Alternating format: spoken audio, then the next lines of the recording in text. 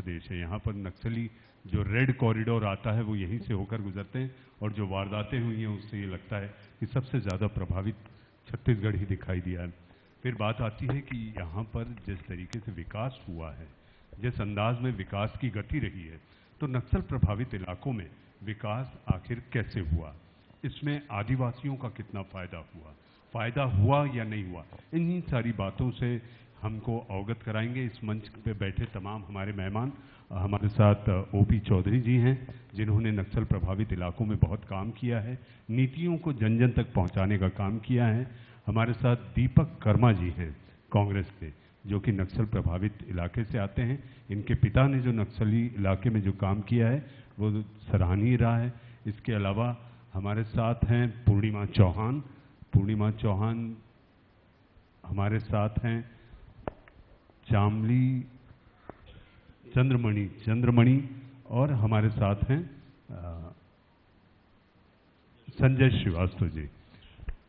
बात को आगे बढ़ाते हैं। मुझे ऐसा लगता है कि इस ग्रीन कॉरिडोर की अगर बात करें, बात सावन की है, और सावन में जब बात हो तो सावन हरियाली ही नजर आती है, लेकिन बात रेड कॉरिडोर की होनी है। और ये दोनों कॉरिडोर यानी कि लाल कालीन और हरा कालीन में भी हमारे नेता जाते हैं और लाल कालीन में भी हमारे नेता बैठते हैं।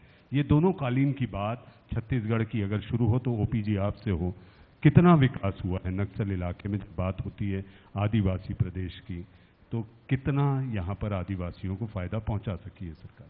चलिए, हम जब बस्तर रीजन की बात करते हैं तो डेवलपमेंट का जो बैकलॉग था पहले वो हिस्टोरिकल था। ये कोई 10 साल 20 साल या 30 साल का बैकलॉग नहीं था, ये हजारों साल का बैकलॉग था।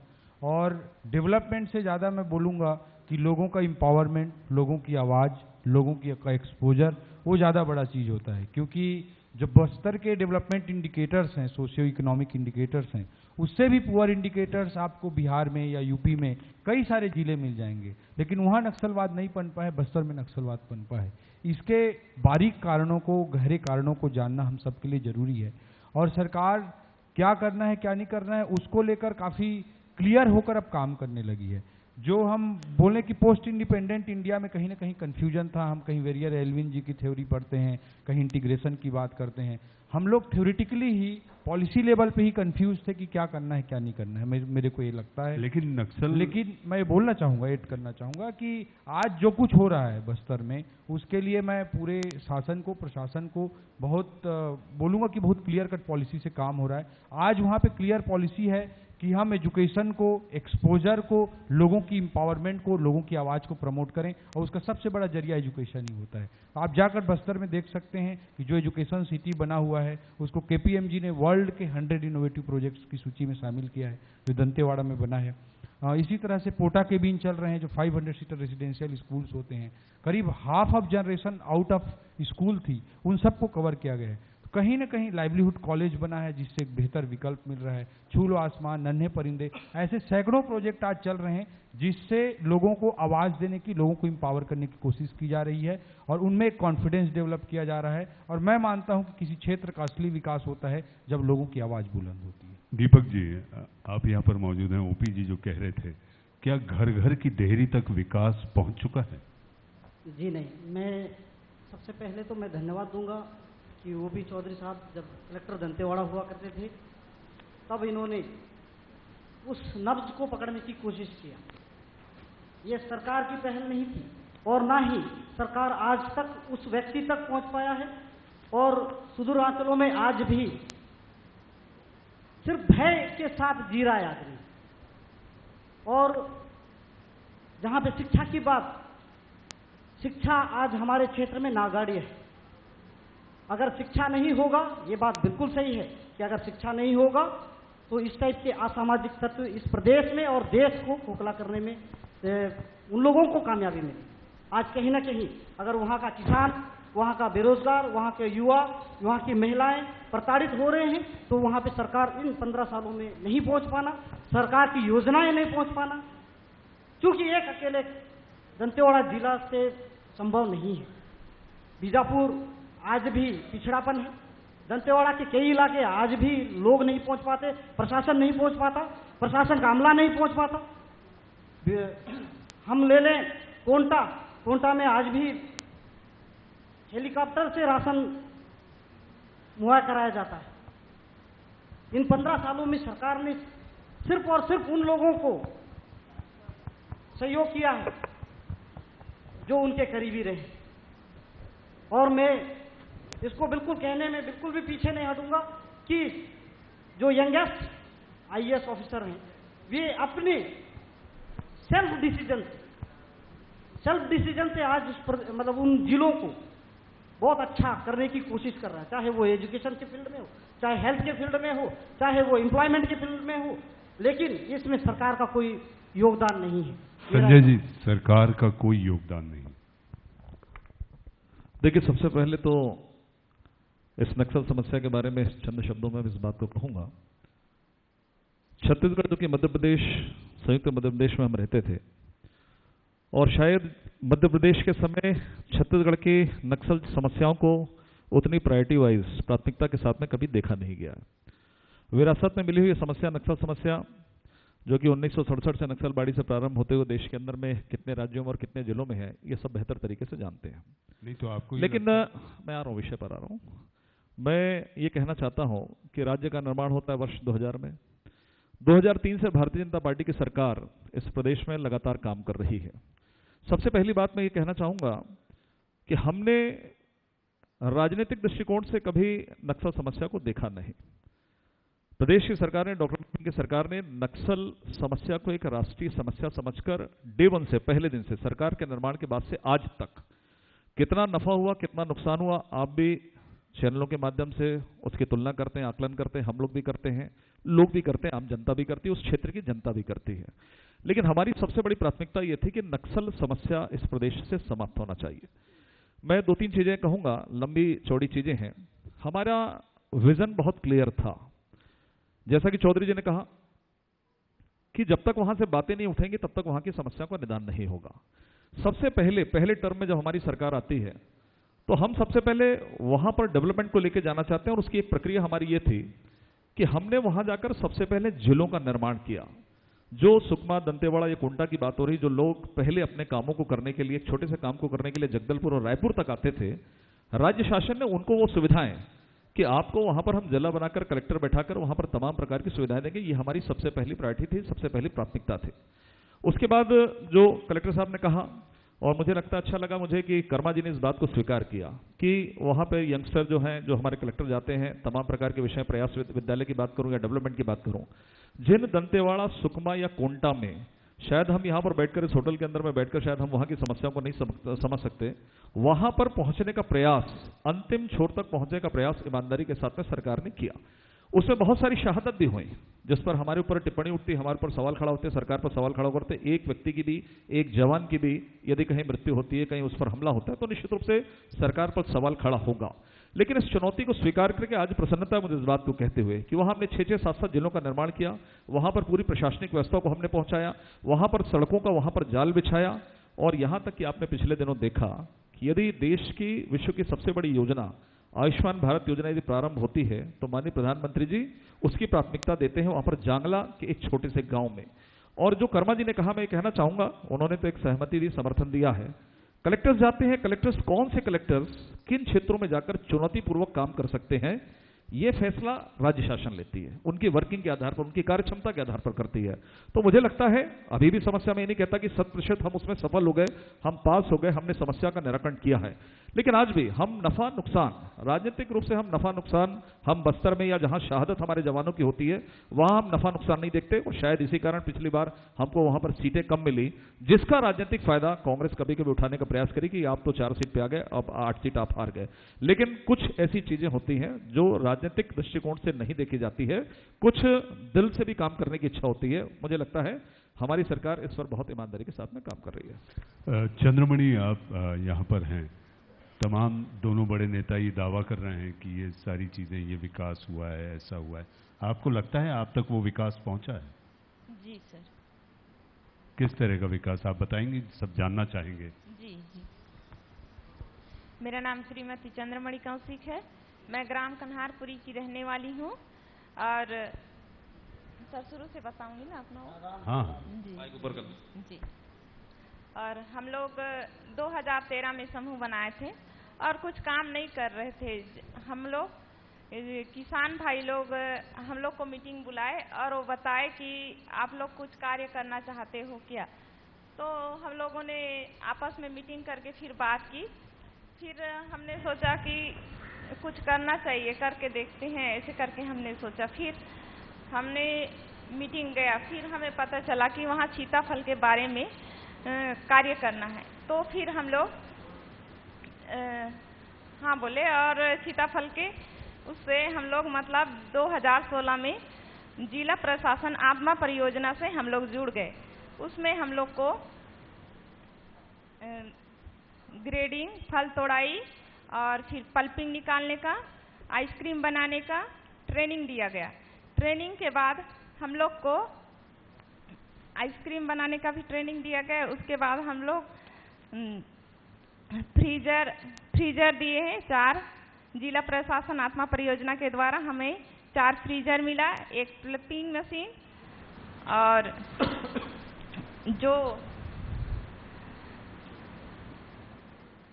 हमारी मतलब हम लोग 12 महिला इस समूह में काम करते हैं, लेकिन हम लोग के साथ 10 महिलाएं इस समूह में जुड़ी हैं। 10 जगह पल्पिंग सेंटर और 10 जगह पल्पिंग का काम होता है और सीताफल संग्रहण का भी काम होता है। वहीं से हम लोग को हमारी आय की शुरुआत हुई। पहले हम लोग सीताफल संग्रहण करके भी 25 किलो सीताफल को 50 रुपए में देते थे। आज उसी को 25 रुपए को हम लोग जो पल्पिंग का ट्रेनिंग हम लोग को आत्मा परियोजना से मिला है, वहीं से हमें आय दोगुनी हुई है। हम लोग अभी 25 किलो सीताफल से हम लोग को 750 रुपए मिलता है। और मैं उस दिन बीज और फिर छिलके के बारे में नहीं बताई। सीताफल एक ऐसा फल है जिसका एक भी भाग बेकार नहीं जाता है। सीताफल का छिलका खाद के रूप में आता है और फिर उसका बीज कीटनाशक दवाई के रूप में काम में लाते हैं। पूर्णिमा। मेरा नाम पूर्णिमा चौहान है। मैं गांव पत्रापाली से हूँ। मेरे पिताजी का नाम श्री दूधराम चौहान है। मैं एक ऐसे गांव से बिलोंग करती हूँ जहाँ लड़कियों को बाहर निकलकर जॉब करना या फिर ट्रेनिंग लेना या फिर दूसरों से बात करना बिल्कुल भी अलाउड नहीं रहता है। ठीक है, तो मेरे घर वाले भी ऐसे ही थे कि बाहर नहीं जाना है, ट्रेनिंग नहीं करना है, किसी अनजान इंसान से बात नहीं करना है। बट मैं एक पढ़ी लिखी लड़की थी, 12वीं पढ़ी थी। मेरे को ये सब अच्छा लगता था। मैं बोलती थी कि मैं बाहर निकलूँगी, बात करूँगी, तब मेरी पहचान बनेगी। मैं जो पढ़ाई की हूँ उसका मुझे कुछ फ़ायदा होगा।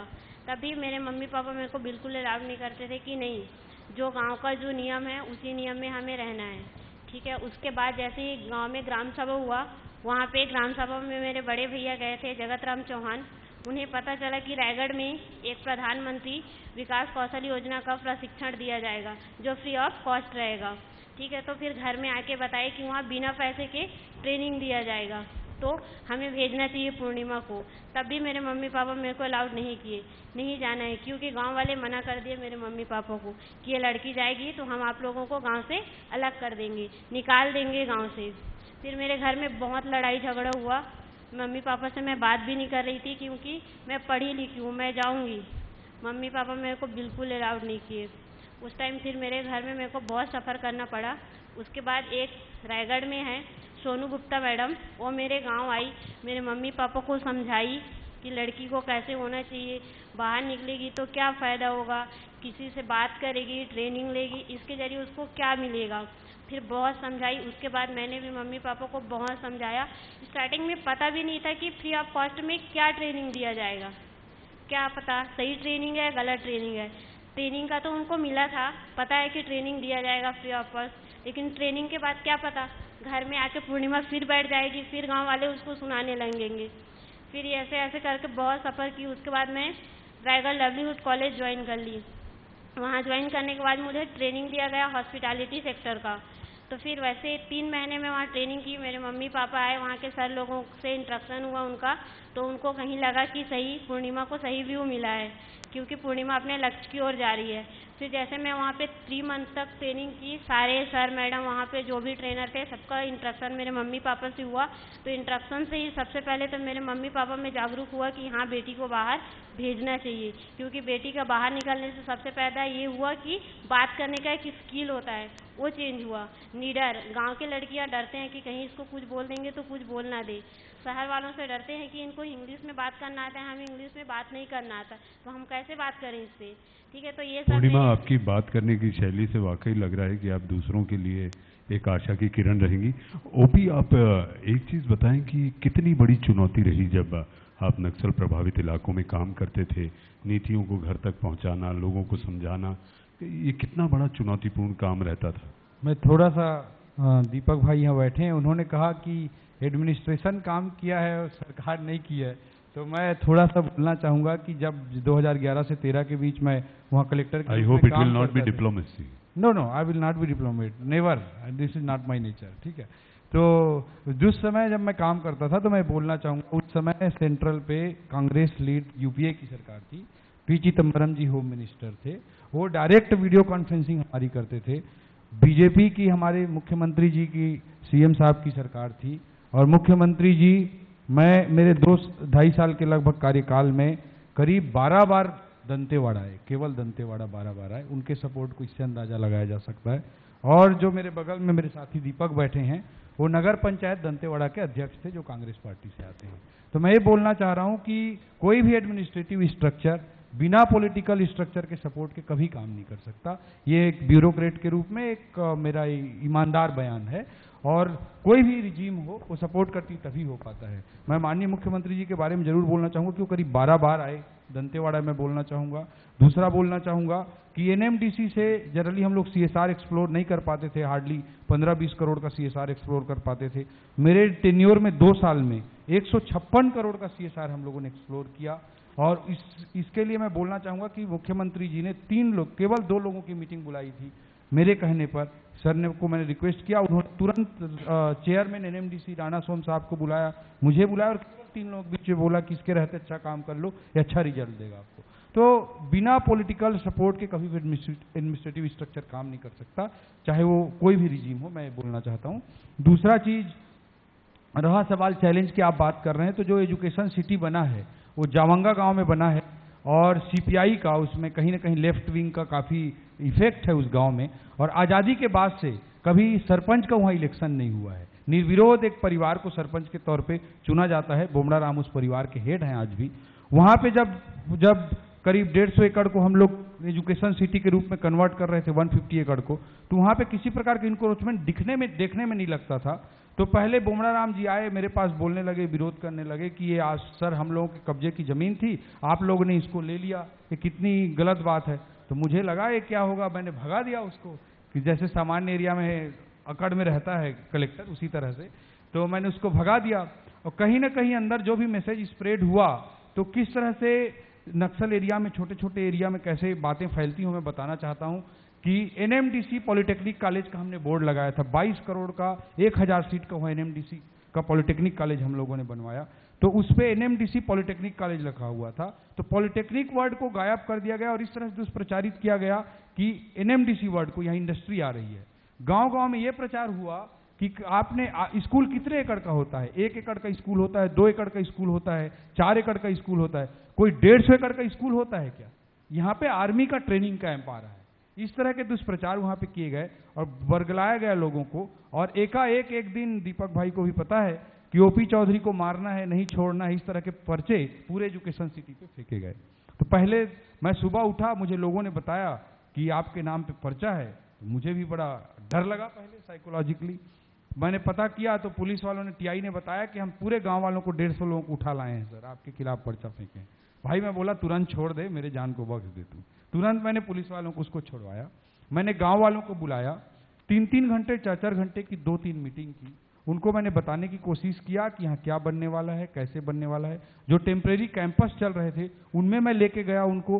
गोंडी हल्बी में हम बात करवाते थे, जो लोकल डायलेक्ट है वहाँ ट्राइबल भाइयों की, और बताते थे कि कौन कौन बच्चे ट्राइबल हो, ये सारी चीज़ उनसे इंटरेक्ट कराए गांव वालों को। और लास्ट में मैंने ये कहने का प्रयास किया कि ये जो कुछ हो रहा है आपके लिए हो रहा है, मेरा बच्चा यहाँ पे पढ़ने नहीं आएगा, नहीं मेरी सैलरी कम या ज़्यादा होगी, आप लोगों के लिए हो रहा है, आप लोग चाहोगे तो ये बनेगा, नहीं चाहोगे तो नहीं बनेगा। तब वो सहमत हुए। लास्ट में उनको मैंने बोला अगर आप लोग और कुछ चाहते हो तो आप लोग मांग सकते हैं, बता सकते हैं। उन्होंने बोला कि सर आप बोलते हैं कि सरकारी ज़मीन है, रिकॉर्ड में सरकारी ज़मीन थी हो, तो उन्होंने कहा कि जंगल तो हमारे बाप दादाओं ने ही साफ किया था, यहाँ शिफ्टिंग कल्टीवेशन का वहाँ कल्चर रहा है, झूम कृषि का कल्चर रहा है। तो मैं बोला ठीक है क्या चाहते हो, तो जितने लोगों का कब्जा है उतने लोगों को आप पट्टे दे दीजिए। हमने कहा बिल्कुल दे देंगे वन अधिकार पट्टा। उन्होंने बोला कि 2 बोर करा दीजिए, नहीं हम 10 बोर गांव में करा देंगे। 10 बोर करा दिए गए। उन्होंने सामुदायिक भवन मांगा, 5 लाख का सामुदायिक भवन मांगा, हम लोगों ने 25 लाख का सामुदायिक भवन बनवाया। और उनको जो बोमड़ा राम जी हैं वहाँ पे, उनको भी हमने कहा कि आप ग्राम पंचायत के थ्रू काम करिए, वहाँ पे बाउंड्री वाल बनाइए। आपकी आज हो सकती है कि गरीबी हो, लेकिन हम चाहते हैं कि आज से 2 साल बाद आप गरीब ना रहो। उन्होंने बाउंड्री वाल बनाना स्टार्ट किया। वो पूछा कितने का बना सकता हूँ सर, 5 लाख 10 लाख का। मैं बोला तुम जितना बना सकते हो उतने का बना लो। अगर हम 140 करोड़ का प्रोजेक्ट कर रहे हैं और हमारा एक ट्राइबल भाई अगर बाउंड्री वाल 20 लाख 50 लाख का 1 करोड़ का भी बना लेता है, हमारे प्रोजेक्ट के सामने नगण्य है, लेकिन उसकी पूरी जिंदगी बदल सकती है। इस सिद्धांत को हमने समझने की कोशिश की, लोगों को साथ लिया। वो सीपीआई को लेफ्ट विंग से अफेक्टेड गांव था, बोमड़ा राम की आइडियोलॉजी लेफ्ट विंग से रिलेटेड रही है, लेकिन इस चीज को दरकिनार करते हुए हमने सबको ऑन बोर्ड लाया, विन विन का सिचुएशन क्रिएट किया। मेरे खिलाफ मारने का पर्चा फेंका गया था, उस चीज की परवाह किए बिना सबको हम लोग साथ लाए, और उसी का परिणाम रहा कि इतना अच्छा एजुकेशन सिटी वहां पे बन पाया। और उसी बोमड़ा राम ने उस प्रोजेक्ट को ओन किया कि अगर इस पे कोई कुछ टच करेगा तो मेरी लाश के ऊपर टच करेगा। तो इस तरह से जब हम सबको साथ लाते हैं, ऑन बोर्ड लाते हैं, तभी हम इस तरह के रिजल्ट दे सकते हैं। और मुझे लगता है कि लोगों को साथ लेने का विकल्प कहीं और नहीं है। आपके नाम पे छपे पर्चों के बाद जिस निर्भयता से आपने काम किया, इसलिए आप चर्चा में हैं। मेरा एक सवाल है, और यहाँ पर मौजूद तमाम जनता भी ये जानना चाहेगी कि आखिर नक्सली कब इस इलाके से बाहर जाएंगे? ये रेड कॉरिडोर कब वाकई ग्रीन कॉरिडोर बन जाएगा और लोग अमन और चैन से रह सकेंगे? पहली चीज़ तो मैं बोलना चाहूँगा मनीष जी कि वो ग्रीन कॉरिडोर है ही, हमको उसको दुनिया को बताना है और वहाँ पे एक सजीवता, एक लाइफ लानी है। मैं पॉलिटिक्स से अपार्ट हमको थोड़ा सोचने की ज़रूरत है। मैंने एक कमेंट किया कि पोस्ट इंडिपेंडेंट इंडिया में हम लोगों की पॉलिसी कहीं न कहीं कंफ्यूज स्टेटस वाली थी, बट आज काफ़ी क्लियरिटी है। गवर्नमेंट ऑफ इंडिया हो, चाहे यूपीए की सरकार रही हो या अभी मोदी जी की सरकार हो, चाहे हमारे छत्तीसगढ़ में रमन सिंह जी की सरकार हो, काफ़ी सीएम साहब ने बहुत क्लियरिटी के साथ काम किया है। और उसका परिणाम है कि हमारे ह्यूमन रिसोर्स को हम फोकस कर रहे हैं। ह्यूमन रिसोर्स को आगे ले जाना। नक्सलवाद की लड़ाई, माओइज्म की लड़ाई 2 दिन या 4 दिन की या 4 बंदूकों की या 4 गोली की या 4 कैंप की लड़ाई नहीं है, ये पीढ़ी की लड़ाई है, और पीढ़ी को बदलने में समय लगता है, और पीढ़ी को बदलने का काम आज हो रहा है बस्तर में। मैं इस चीज़ को बेबाकी के साथ कहना चाहता हूँ।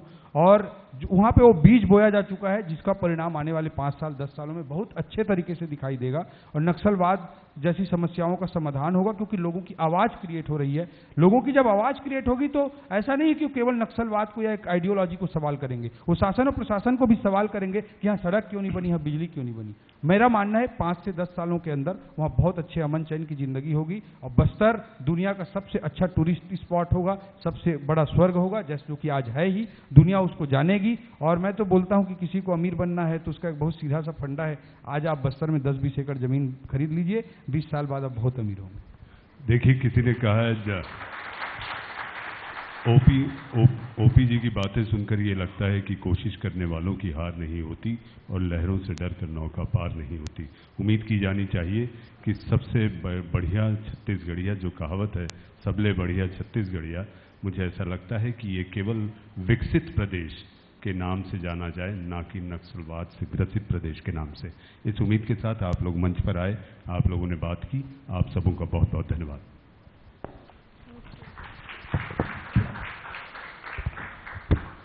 बहुत शुक्रिया आप सभी का। बेहद खास ये सेशन रहा, काफ़ी इंटरेस्टिंग सेशन, क्योंकि आपने सुना, देखा किस तरह से नक्सली प्रभावित इलाकों में सरकार ने जनता के विकास के लिए काम किए हैं।